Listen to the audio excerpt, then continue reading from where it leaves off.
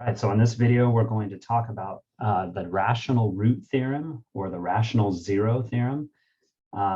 We've been working on trying to find roots of polynomials, finding out where they're equal to zero. And on the previous video, when we were trying to find the roots of a polynomial bigger than degree 2, we had a hint. They told us a number plugged in that made it equal to 0, which essentially was giving us one of the factors. And so the question is now, what if you have no clue about any of the factors of our polynomial? Rather than just plugging in numbers to your polynomial to see if you can figure out where it's equal to 0, how do you know which numbers you should be picking from? And this is what the rational root theorem tells us. So if I have any polynomial, this is just a general polynomial of degree n. So these would be the coefficients a sub n plus 1, all the way down. It doesn't have to have every degree term in between to your last term, which is a constant, right? A sub 0 would be your trailing constant at the very end of your polynomial. And as long as your coefficients are integers, not fractions or decimals, whole numbers, positive or negative, and if p of x has any rational roots, right? A polynomial may not have any rational roots, but if they do, they're guaranteed to be of the form x equals p over q, where p are all of the integer factors of your last constant at the very end of your polynomial, and q are all the integer factors of your leading coefficient of your highest degree of x. Okay, so let's practice using this, and then we'll also gain a little insight to why this would be true as we work through this first example. So let's find all of the rational roots of f of x equals x cubed minus 6x squared plus 11x minus 6. And then we're also going to write f of x in factored form. So we're trying to figure out where x cubed minus 6x squared plus 11x minus 6 equals 0. P is all of the factors of your last number, -6. So what are all the numbers that divide into -6? Well, you could have plus or minus 1, of course, plus or minus 2, plus or minus 3, or plus or minus 6. And Q are all of the factors of your leading coefficient, which in this case is just 1. So that would just be plus or minus 1. So if I took all of the possibilities of numbers here divided by either 1 or -1, plus or minus 1 divided by plus or minus 1 would give me plus or minus 1. Plus or minus 2 divided by plus or minus 1 would give me plus or minus 2. Because these are all just plus or minus 1, it is just going to look like it's all of the possibilities for P. But we'll see one coming up where Q has more options than just plus or minus 1, in which case you'd have more possibilities here. So then the idea is this. If, assuming this polynomial has rational roots, if it does, it has to be one of these 8 numbers, either 1, -1, 2, -2, 3, -3, 6, -6. It can't be anything else. So that you don't need to bother trying to see if 5 works or 7 works, because it's not one of these numbers. Okay, so now how do we figure out which one of those it is? Well, we still have to test. And so testing, let's just probably start with 1. We want to see if it's a root, then it's essentially like plugging in 1. So if we plugged in 1 cubed minus 6 times 1 squared plus 11 times 1 minus 6, that's 1 minus 6 is -5. -5 plus 11 is +6. And what do you know? We end up getting 0 for that. So we know that x equals 1 is a root. And what we want to think about then is, what factor would that have come from? Well, knowing how we find roots when things are in factored form, it means that x minus 1 is a factor of this polynomial. And we discussed this on a previous video, but if I want to find the remaining part, the idea is x cubed, that's plus, that should be minus 6x squared plus 11x minus 6 factors into x minus 1 times something. And I want to know the remaining factors. So how would I find that? I would do division, right? That means this something is going to be the equivalent to dividing my polynomial by x minus 1. And you can either do this with polynomial long division, or in this case, this would be a nice time to use synthetic division. So to find out what that remaining factor is, we're going to divide. Remember how it works. You're going to put 1, and I'm going to write my coefficients: 1, -6, 11, -6. This 1 comes down. We're multiplying. 1 times 1 is 1. -6 here we're adding. That's -5. This is -5. 11 minus 5 is 6. 1 times 6 is +6. And remember, that's the other way we can tell that 1 is a factor, is because when we divide it in, we get a remainder of 0. It means it divided in evenly. Now, in this case, that means my remaining polynomial, my unknown here, is 1x squared minus 5x plus 6, which we know that factors into, or we hope it factors. That would be -2, -3. So my other roots would be, my roots are x equals, remember we found 1 already. If I set each of these equal to 0, that would give me 2 and 3. Now, the other thing you sometimes get asked to do, and I want to do this here because it's going to give us some insight to why the P over Q method works. What this means is my original polynomial factors into x minus 1, that was our first factor, x minus 2 times x minus 3. So you can see why, these are your roots, which came from the 3, the 2, and the 1. You can kind of see why those numbers would have to be factors of -6, right? If you multiply this all out, your last term is going to be -6 in this case. That's why these roots, and of course it is divided by your coefficients of x cubed, but that's just 1. So you can kind of see why the P over Q method works. Okay, let's try another one.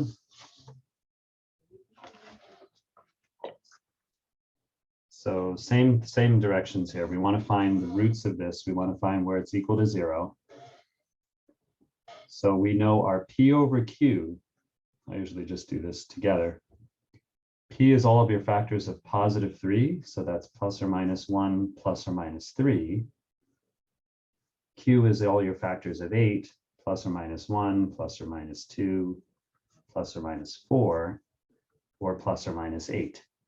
And so if you start thinking of like combinations here, if you could take ±1 divided by 1, 2, 4, and 8, you could get potentially ±1, ±1/2, ±1/4, ±1/8. And similarly, you could have ±3 divided by all of these possibilities. ±3, ±3/2. I think I'm going to have to go down here. ±3/4, and ±3/8. So there are a lot of options. But what we know is if this polynomial has a rational root, a rational 0, it's got to be one of these numbers. Okay, and so we just start trying them, right? Like we did before. Now, so you probably start with the easiest numbers. So if I plugged in 1, you get 8 times 1 cubed plus 20 times 1 squared plus 14 times 1 plus 3. You probably don't even need to add those numbers up. Hopefully you can see there's really no chance that that's going to be equal to 0, right? Actually, let's go ahead and add them up. It's not equal to 0, but what do I get? I get 8 plus 20, 28 plus 14. I end up getting 45, right? This ends up being 45. So what I want to show you here is it wasn't too hard to plug in 1, but you can probably imagine if you end up having to plug in like 3/4 into this, this is going to be pretty tedious.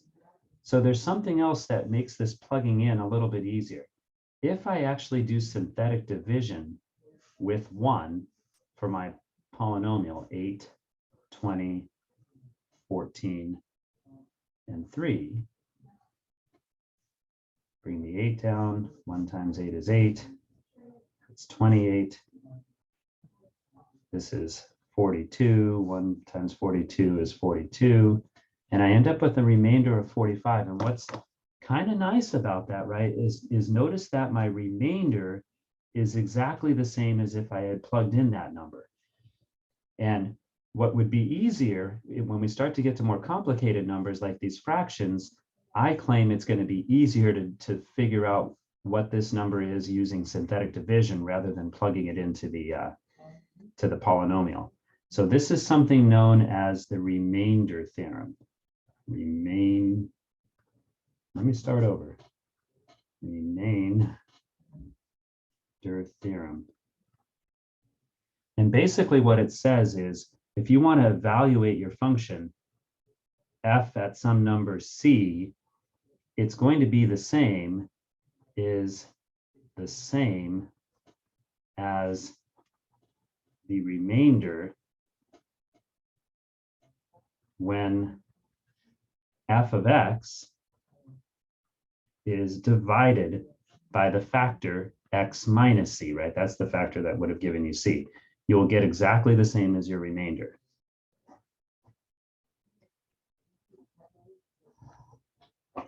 Okay. And so what I'm going to now do, we know 1 was not a root because I didn't get 0, so I have to try some other options. But rather than plugging it in, I think I'm going to go with using synthetic division. Now, another thing I wanted to point out, can you tell, because it pays to have some insight. Don't just randomly do this. If you think about this, is there any chance if I take any of these positive numbers and do this, plus this, plus this, plus this, if I'm using positive numbers, can you see that there's no chance I would ever end up getting 0? We saw it right here, right? They're just going to get bigger and bigger and bigger, right?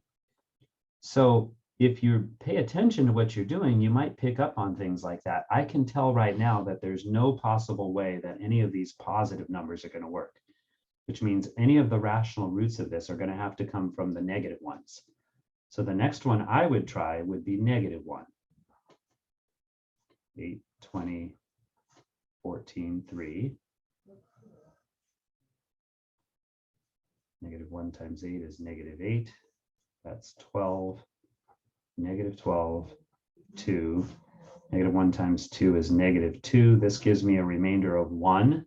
So again, what that means is, this tells me that if I had plugged in negative 1 for my function, I would have gotten 1 as my answer.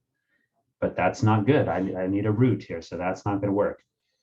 So I know negative 1 doesn't work. The next negative number that I might try is negative 1/2. Let's try that. And sometimes it just becomes, trying a bunch of these numbers before you find one that works. I at least find it comforting that there's a limited list here, right? We don't have to try forever. Negative 1/2 times 8 is negative 4. That gives me 16. Negative 1/2 times 16 is negative 8. That gives me positive 6. Negative 1/2 times 6, gives me negative 3. 3 plus negative 3 is 0. So then I know from here that I know that x equals negative 1/2 is a root. And this is now my reduced polynomial, 8x squared plus 16x plus 6. And that's a quadratic, so I can factor that. So, but before we factor, remember that if you have a common factor for all your terms, you probably want to factor that out first. This is the same if I factor out a 2 as 2 times 4x squared plus 8x plus 3.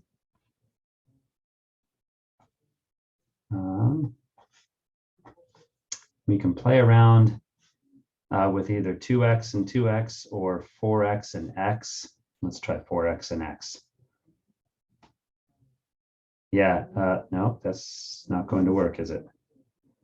If I try 1 or 3 there, that gives me 4x plus 3x is 7x. And if I moved it around, it wouldn't work. So I know it can't be 4x and x. It's going to have to be 2x and 2x. Both of these would have to be positive. That's 6x plus 2x gives me my 8x that's in the middle.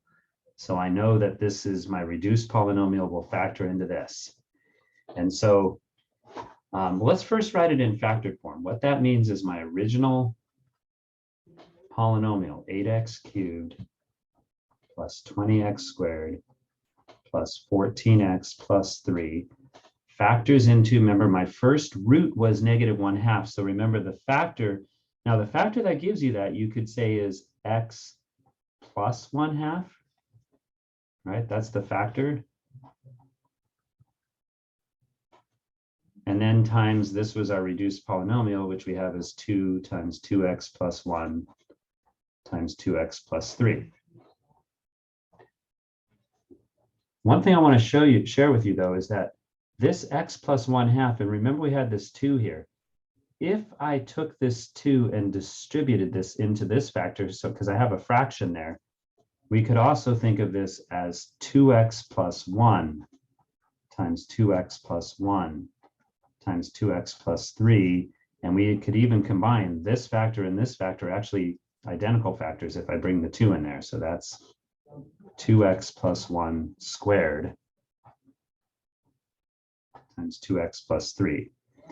And of course, my roots, if I were to set this equal to 0 from this factor, if you set it equal to 0, 2x plus 1 equals 0 when x is -1/2, that's considered a repeated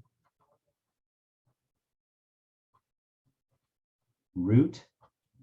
Repeated root because it comes from, I mean, there's 2 factors that give me -1/2. And of course, there's only one answer, -1/2, that makes it equal to 0, but it's kind of repeated in a sense because it's 2 factors. If I set 2x plus 3 equal to 0, I end up getting -3/2.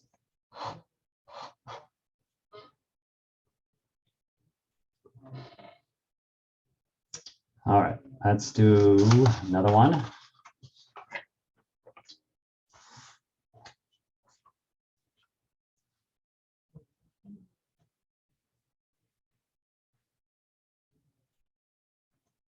Okay, finding the roots of this. So my possible rational roots, my p over q, all of the factors of 10, plus or minus 1, plus or minus 2, plus or minus 5, and plus or minus 10, divided by my possible factors of 1, which is fortunately just plus or minus 1. And if you divide any of these numbers by plus or minus 1, you're just going to get these numbers. Okay, so now we know we could probably just start with the smallest one, and we know rather than plugging 1 in, which actually isn't too terrible, you could just go ahead and plug the 1 in if you want, or you can do the synthetic division.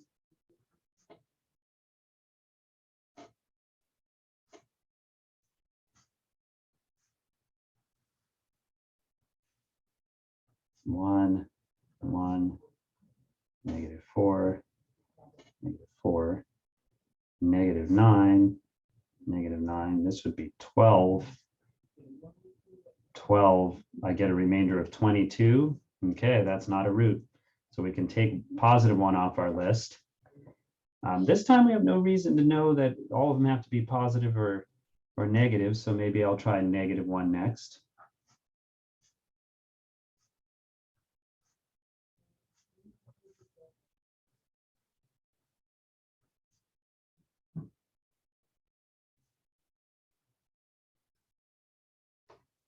Well, 22, this is going to give me -22, so I get a remainder of -12. That didn't work. All right, so we know we tried plus or minus 1. It can't be either of those. Let's move on to 2.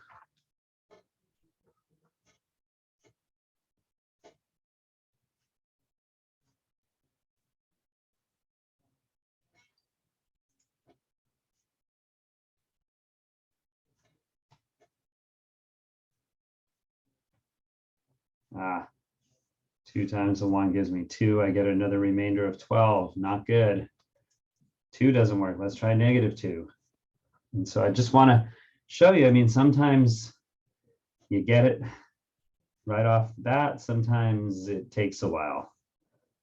And also remember that your polynomial doesn't have to have rational roots. It may be they're all irrational, in which case none of these are going to work, but we have to try them all or we're never going to know that.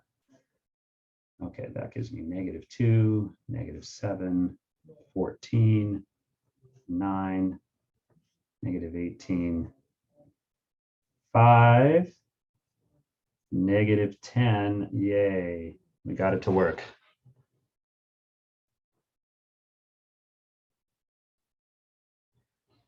So we know that x equals -2 is a factor, I'm sorry, is a root, which means the factor is x plus 2. And now we can talk about our reduced polynomial, which is x, remember it would be decreased by 1. So this is x cubed minus 7x squared plus 9x plus 5. And now, okay, we can treat this as a separate problem. This has to have the same possible factors as my original polynomial here, right? But we already tried 1. If 1 didn't work for the larger polynomial, it's not going to work in the new polynomial. So all the numbers we've tried before, in other words, if they didn't work on the original one, I don't need to bother trying again. So, but it is possible that -2 could have been a repeated root. So I might want to try that with this new polynomial.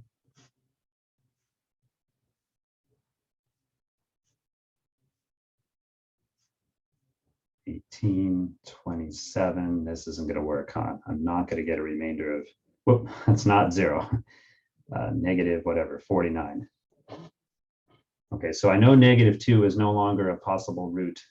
So let's continue our list. If we're done with 2's and -2's, that won't work. So let's move on to 5's and possibly -5. Let's try 5.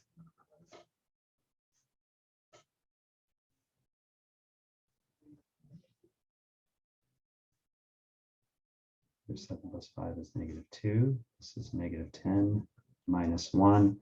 5 times -1 is -5. Okay, so I get a remainder of 0. So now we know that x equals 5 is a root, and x minus 5 is a factor. And we've now gotten this down to a quadratic, right? Only 3 terms. So I know that this now reduced polynomial is x squared minus 2x minus 1. And I need to find out where that's equal to 0. And hopefully you see here, this doesn't factor. There's no factors of -1 that add up to -2, right? It would have to be plus or minus 1. That doesn't add up to -2. So what would be my backup if this doesn't factor? I'd have to use the quadratic formula. (b plus or minus the square root of b squared minus 4 times a times c, all divided by 2, a, 2 times 1.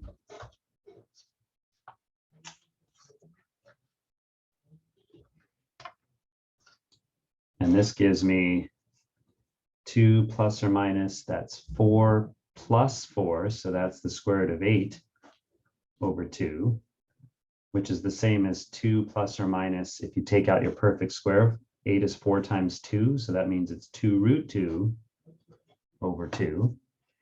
And remember, you can split these up. So this is really the same as 1 plus or minus root 2.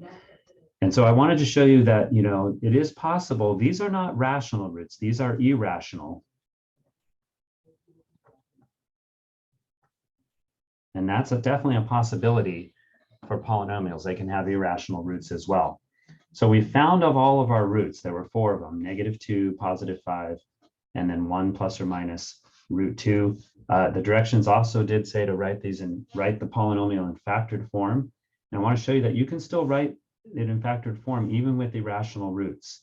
We had x plus 2 as a factor, x minus 5 as a factor. Another one would be x minus 1, quantity 1 plus root 2, x minus quantity 1 minus root 2. So this is my polynomial in factored form. One last example. And the purpose of this example is just to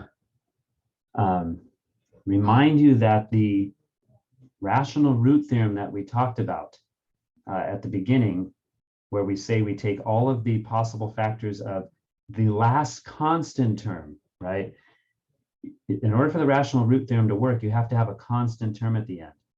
And so, but notice this polynomial everybody has a factor of at least x squared. So what I should do first is factor out the x squared.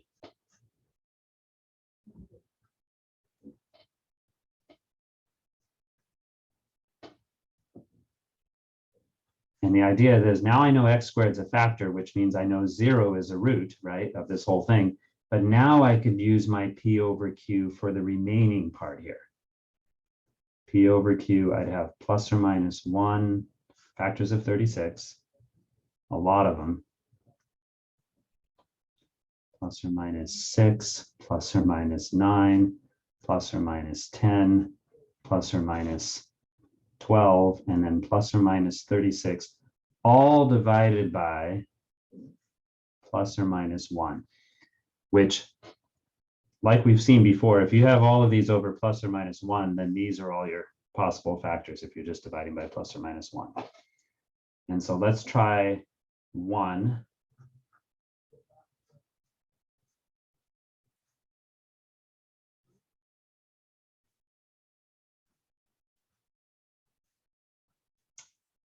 It's 1, 0, 1, negative 16, positive 5. That's going to give me 5, which is 41, not equal to 0. We could try negative 1.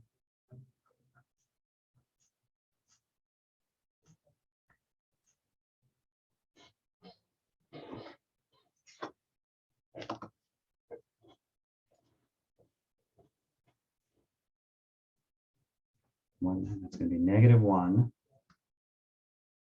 negative 2, 2, negative 15, 15, 36, and that's going to be negative 36, so I get 0. So now we have x equals negative 1, and the factor, of course, would be x plus 1. We now have a reduced polynomial right here, which is x cubed minus 2x squared minus 15x plus 36. And remember, you don't have to try 1 anymore. We've already tried that. If it didn't work for the original polynomial, it's not going to work for the reduced polynomial. But it certainly is possible that negative 1 could work again. 1, negative 2, negative 15, 36.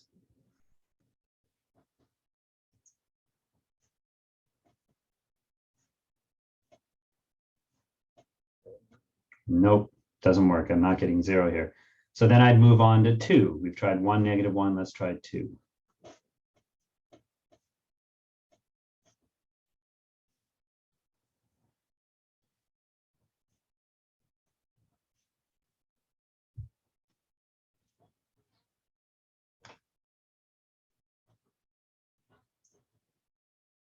This isn't going to work either, huh? Okay, we could try negative 2. We could try positive 3 just for fun. Let's skip over to positive 3.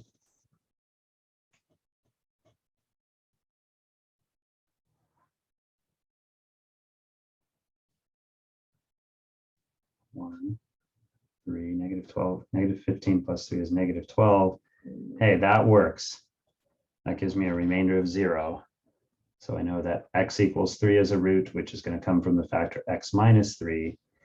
And my reduced polynomial is x squared plus x minus 12, which factors into x plus 4 times x minus 3, which means x minus 3 is going to be a double root.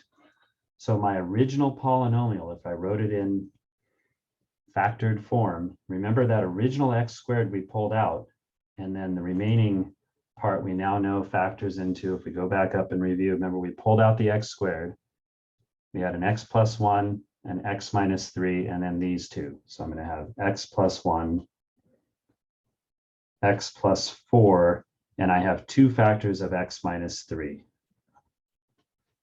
This is the factored form, and my roots would be setting each of these equal to 0. I'm going to get 0, negative 1, negative 4, positive 3. All right, so the rational root theorem, I know it seems long and complicated, but it's just a necessary thing to try to find the roots of a polynomial. On the next video, we'll talk about some even more strategies to allow you to rule out numbers. As we've seen, sometimes your P over Q list gets pretty extensive. There are some other tricks that we can think about that can help us reduce this down to a smaller number of options to try. So we'll talk about that in the next video.